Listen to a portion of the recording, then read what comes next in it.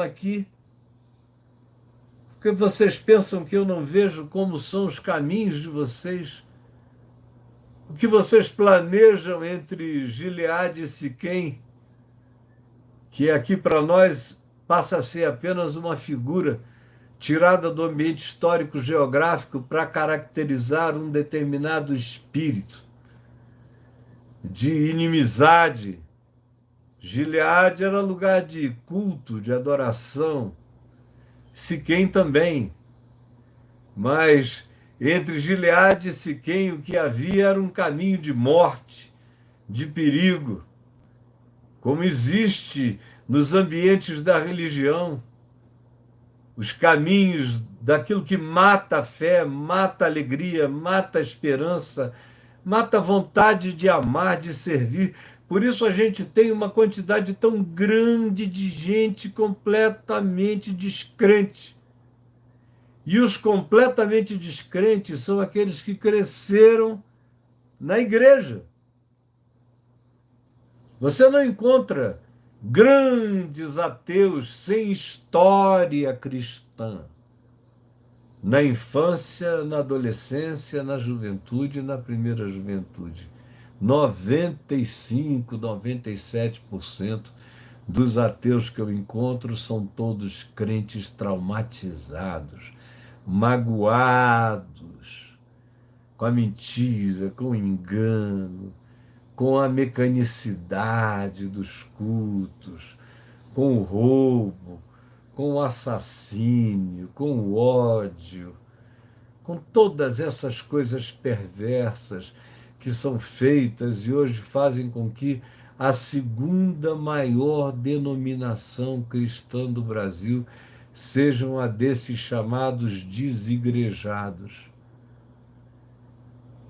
Ou então dos ateus evangélicos, que têm no meio evangélico todos os seus amigos e antigas amizades, mas eles deixaram de crer em Deus, não porque eles tenham deixado de crer em Deus, é porque eles deixaram de crer na religião, nos pastores, nos sacerdotes, nos líderes, nos supostos representantes de Deus. E aí se tornam assim. E eu os vou identificando, faz anos, desde o ano 2000, que eu os vou achando e eles vão me achando, e eles vão sendo curados e sarados à medida em que vão entendendo e vão praticando o evangelho simples. O número dos ateus foi diminuindo, diminuindo, diminuindo. Quando eu comecei aqui na internet, no ano 2000, o que tinha de grupo ateu, de conversa sobre ateísmo para todo lado, e de memes sobre crentes ateus, era para todo lado. Vocês viram que acabou num tapa, pá, pá. Foi 1 ano e meio, sumiu tudo. Por que vocês acham que aconteceu isso? Porque os promotores foram caindo em si, foram se convertendo. E foram vendo que eles eram só traumatizados, me ouvindo aqui todos os dias. Eu digo me ouvindo porque eu tenho ouvido milhares de testemunhos dos mesmos e das mesmas coisas. Alguns foram formando comunidades de fé, em casas, em lugares pequenos, milhares de comunidades de reuniões menores. Alguns procuraram comunidades, igrejas um pouco mais saudáveis, menos agressivas, e se uniram lá.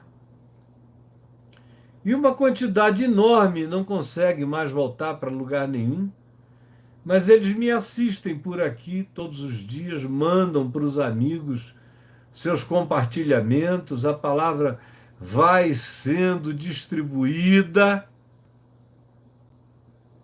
e esses chamados desigrejados frequentemente são os indivíduos mais lúcidos e mais comprometidos com o evangelho que hoje em dia eu identifico no mundo. Não vão muito a lugar nenhum, mas estão com a mão na massa. Estão virando padres Júlios Lancelotes, estão com a marreta na mão derrubando coisas, muitos. Estão fazendo serviços aos pobres que nenhuma igreja sabe, estão se oferecendo para trabalhar na preservação do meio ambiente em diversas entidades, crendo e sabendo que aquela é a sua expressão de culto a Deus no mundo. Outros estão se envolvendo com o desejo de dedicarem toda a sua evolução profissional e científica como louvor a Deus. Me assistem, me têm, e a alguns outros como referência do que eles chamam de fé no Evangelho, mas me dizem, e eu estou ouvindo essas confissões há 21 anos agora, depois dessa segunda fase, do ano 2000 para cá, fim dos anos 90 foi uma catástrofe generalizada. A gente começou depois de um dilúvio, com tudo arruinado. E aí eu comecei a ouvir essas pessoas que estavam ariscas, mas devagar o coração foi tendo saudade do genuíno evangelho que um dia lhes deu paz, que um dia lhes fez bem, e o coração deles se abriu. E eles estão crescendo. E é um grupo expressivo. No censo eles dizem evangélicos sem religião. Estão aprendendo que é possível, e só é de fato possível ser evangélico se for sem religião, porque a religião evangélica adoeceu profundamente de muitas doenças que eu conheço há muitos anos e que se me afiguram profunda e totalmente incuráveis. Nenhuma reforma a salvaria. Só mesmo zerando e começando tudo só da leitura da palavra, da interpretação simples e da prática do amor. Era essa revolução, não essa reforma. O que se precisa hoje é de uma revolução simples, de um amor singelo e de práticas que nos levem ao mundo, não como representantes do dinheiro de Deus, mas como manifestação do amor, da misericórdia, da compaixão e do conhecimento de Deus, conforme ele diz: é isto que eu quero, é isto que eu busco. Todavia, enquanto isto, irei, diz o Senhor, voltarei para o meu lugar, até que se reconheçam culpados e busquem a minha face, estando eles angustiados, cedo me buscarão. Agora, a esperança é que essa confissão que aqui segue, e que no ambiente desse texto é uma confissão sem consequências, é mais uma poesia de arrependimento, sem a fala do arrependimento. Isso ele não quer.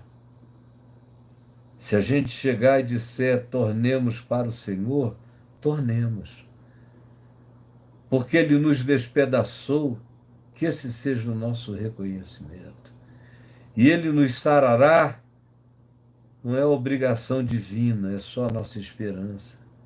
Ele fez a ferida e a ligará? Não, é a nossa esperança. Não é a nossa arrogância, como se fosse algo mecânico. Depois de 2 dias nos revigorará, já começou a entrar magia. Deus pode fazer na hora que ele quiser. Não estabeleça prazo. É melhor dizer que será na hora certa, no dia H. No dia H e na hora certa, do que dizer daqui a 2 dias. Porque você não sabe. Deus vê o seu coração.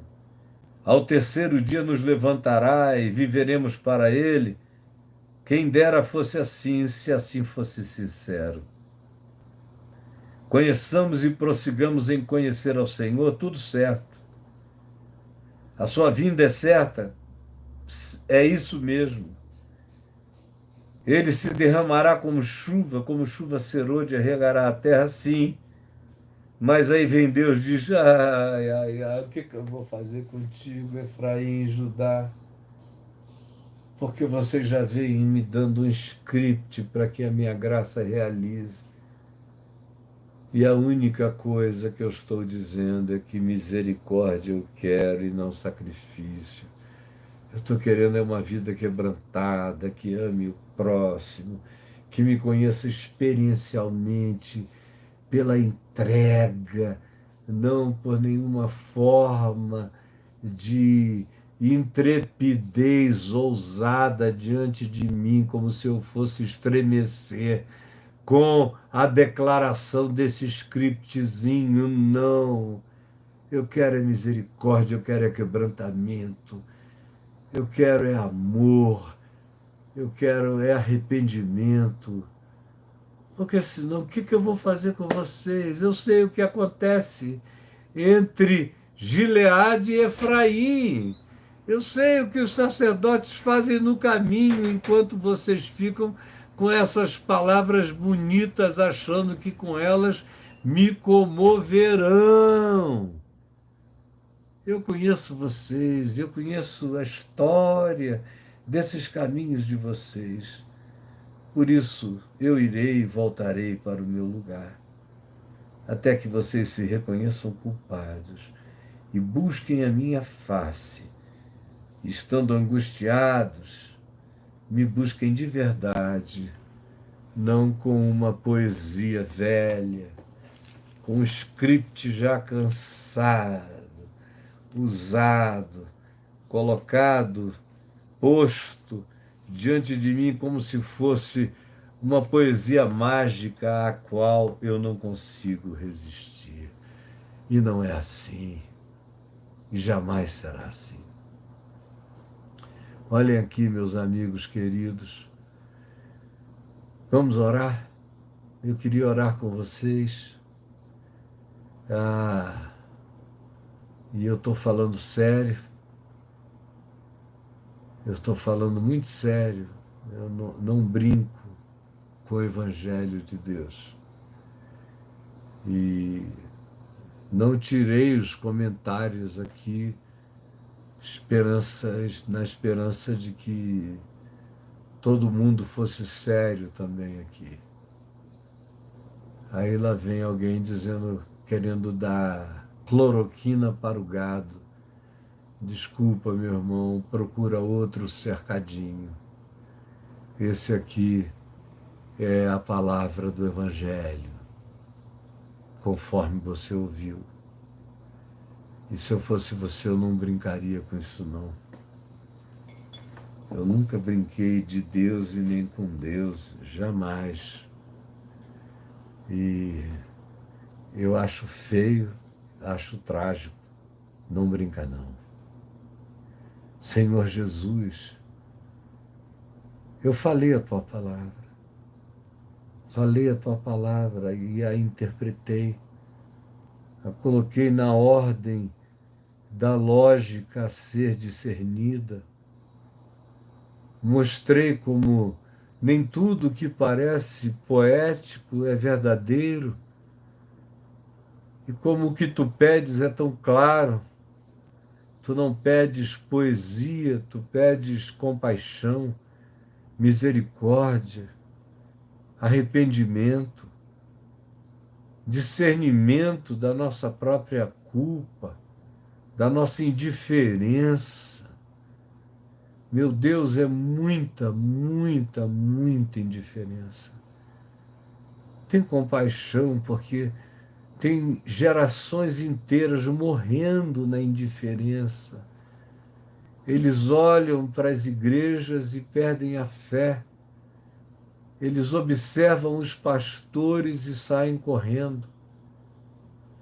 Eles veem muitos padres e se sentem desamparados. Eles procuram médiuns espíritas e descobrem que muitos deles são enganadores, pedófilos, abusadores. A mesma coisa com todos os outros grupos e líderes religiosos. É um tempo onde não há líderes limpos, exceto alguns poucos. A maioria vive de abusar, de manipular, de enriquecer nas costas e às custas de um povo sofrido, angustiado, aflito. Oh, meu Deus, quantas famílias sofrendo, quanta gente morrendo, quanta gente amiga minha se foi somente na semana passada. Foi um esvaziamento de amigos. Quantos outros, lá na minha terra, no Amazonas, estão entubados mais para a morte do que para a vida. Outros estão sendo extubados, mas ainda sem resposta lúcida, deixando-nos com o temor de que haja sequelas. Por favor, bota a mão, ajuda aqueles que acordarem a acordarem sem sequelas, por favor. Ai, Jesus, são tempos tão difíceis, são governos tão loucos, são insanos no seu olhar, no seu interpretar, no seu espírito, aqui no mundo inteiro. São tantos egoístas, nem no meio da pandemia conseguem agir com lisura, com honestidade. Tem compaixão do país que bota jovens que não precisam no lugar dos velhos, que se não se vacinarem correm o risco de morrer, que botam meninas desnecessitadas na frente de médicos idosos, que estão carregando doentes todo dia e não foram vacinados. Tem compaixão desses abusos entre nós, porque nem na hora de nos salvarmos nós sabemos praticar a salvação. Por favor, tem compaixão de nós. E tem compaixão daqueles que dizem que não vão se vacinar porque essa vacina mata, porque acreditam que ela é mágica, porque são pessoas que creem em magia, creem que a sua sexualidade será alterada. Eu realmente creio que essa vacina pode alterar a sexualidade de todos aqueles que não quiseram admitir quem eram e terão na vacina o pretexto para dizer que foi ela que os alterou. Senhor, repreende esse espírito de mentira no nosso meio. Eu quero pedir a Ti, Espírito Santo, que Tu te derrames e que haja um descascar de mentira, que todas as cascas das feridas não tratadas sejam levantadas, todo o pus seja espremido, e a gente veja a doença desse povo, da planta dos pés ao alto da cabeça. Não há coisas boas senão chagas e chagas, tumores, carnegões não exprimidos, cheios de pus na alma da gente. Por favor, só o Teu Espírito pode nos fazer reconhecermos-nos culpados e quebrantarmos-nos diante de Ti. É o que eu te imploro que aconteça. Eu não tenho poder de fazer, mas Tu fazes, e Tu sabes. E eu prego nessa esperança de que seja a palavra de um profeta, ferindo, rasgando, atravessando a malignidade no meio de nós. É o que eu te imploro agora, em nome de Jesus. Amém. e amém.